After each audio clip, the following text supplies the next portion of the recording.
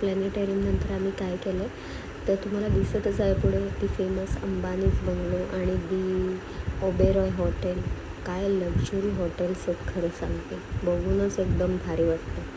नंतर आम्ही तुम्हाला समजच असेल कुठे आहोत, तर समुद्रकिनारी बसल्यावर प्रत्येकाला छान वाटतं, निवांत वाटतं. समुद्र पण शांत असतो, आपणही शांत असतो.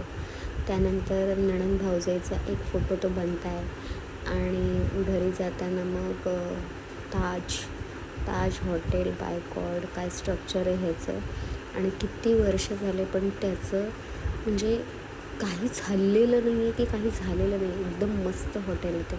फायनली आम्ही ठाण्याला परत होतो आणि मग डिसाईड करत होतो कुठे जायचं डिनरसाठी, कारण ताई आणि दादांची ॲनिव्हर्सरी होती.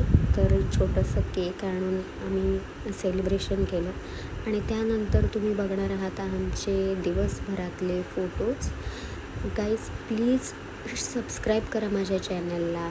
बाय.